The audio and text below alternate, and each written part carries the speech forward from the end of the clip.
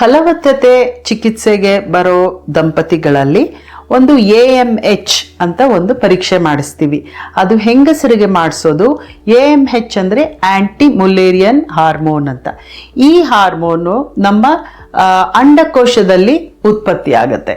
ಇದು ಒಂದು ಹೆಣ್ಣು ಮಗಳು ಎಷ್ಟು ಮೊಟ್ಟೆಗಳು ಇನ್ನೂ ಇದೆ ಅವಳಲ್ಲಿ ಅಂತ ಒಂದು ಇಂಡಿಕೇಟರ್ ಇದು. ಅದು ಒಂದು ತೋರಿಸ್ಕೊಡುತ್ತೆ AMH ಅನ್ನೋದು.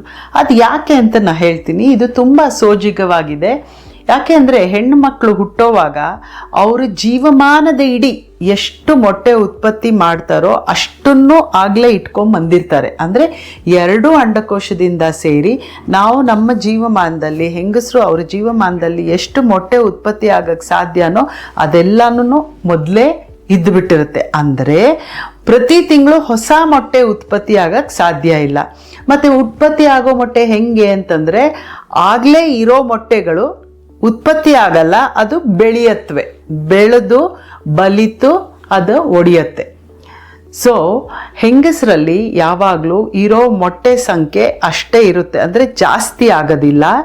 ಅದು ಪ್ರತಿ ತಿಂಗಳು ಇನ್ನೂ ಕಮ್ಮಿ ಆಗ್ತಾ ಹೋಗುತ್ತೆ. ಪ್ರತಿ ತಿಂಗಳು ಒಂದು 4-5 ಮೊಟ್ಟೆ ಉತ್ಪತ್ತಿ ಆಗುತ್ತೆ, ಅಂದರೆ ಬೆಳೆಯಕ್ಕೆ ಶುರು ಆಗುತ್ತೆ. ಹೊಸ ಮೊಟ್ಟೆ ಅಲ್ಲ, ಬೆಳೆಯಕ್ಕೆ ಶುರು ಆಗುತ್ತೆ.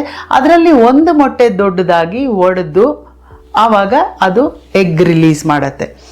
ಆದ್ದರಿಂದ ಈ AMH ಅನ್ನೋದು ನಮ್ಮ ಅಂಡಕೋಶದಲ್ಲಿ ಎಷ್ಟು ಮೊಟ್ಟೆಗಳಿದೆ ಅನ್ನೋದನ್ನ ತೋರಿಸುತ್ತೆ. ಅಂದರೆ ಅದನ್ನು ನಾವು ಪರೀಕ್ಷೆ ಮಾಡಿಸಿದ್ರೆ ಈ ಹೆಂಗಸಲ್ಲಿ ಇನ್ನೂ ಎಷ್ಟು ಮೊಟ್ಟೆಗಳಿದೆ, ಬಾಕಿ ಇದೆಯಾ ಇಲ್ವಾ, ಖಾಲಿ ಆಗ್ತಾ ಇದೆಯಾ ಅಂತಲೂ ಗೊತ್ತಾಗುತ್ತೆ. ಇನ್ನೊಂದು ಸೋಜಿಗದ ವಿಷಯ ಅಂತಂದರೆ ಹೆಣ್ಮಕ್ಳಿಗೆ ವಯಸ್ಸು ಜಾಸ್ತಿ ಆಗ್ತಾ ಇದ್ದಾಗೆ ಆ ಮೊಟ್ಟೆಗಳ ಸಂಖ್ಯೆ ಕಮ್ಮಿ ಆಗ್ತಾ ಹೋಗುತ್ತೆ. ನಾವು ಮೊದಲೇ ಹೇಳ್ದಂಗೆ 4-5 ಮೊಟ್ಟೆಗಳು ದೊಡ್ಡದಾಗೆ ಅದರಲ್ಲಿ ಒಂದೇ ಒಂದು ದೊಡ್ಡ ಉತ್ಪತ್ತಿ ಆಗುತ್ತೆ, ಒಡೆಯತ್ತೆ. ಹಾಗೇನೆ ಪ್ರತಿ ತಿಂಗಳು ಪ್ರತಿ ದಿನವೂ ಸಹ ಮೊಟ್ಟೆಗಳು ಕಮ್ಮಿ ಆಗ್ತಾ ಹೋಗುತ್ತೆ. ಅದಕ್ಕೆ ಒಂದು 45-47 ವರ್ಷದ ಹಾಗೆ ಎಲ್ಲ ಮೊಟ್ಟೆಗಳು ಆಲ್ಮೋಸ್ಟ್ ಎಲ್ಲ ಕಮ್ಮಿ ಆದಾಗ ಹೆಣ್ಮಕ್ಳಿಗೆ ಋತುಸ್ತಂಭನ ಆಗುತ್ತೆ, ಮೆನೋಪಾಸ್ ಅಂತ ಆಗುತ್ತೆ. ಆದ್ದರಿಂದ ನಾವು ಈ AMH ಅನ್ನೋದು ಎಷ್ಟಿದೆ ಅಂತ ನೋಡಲಿಕ್ಕೆ ನಾವು ರಕ್ತ ಪರೀಕ್ಷೆ ಮಾಡ್ತೀವಿ.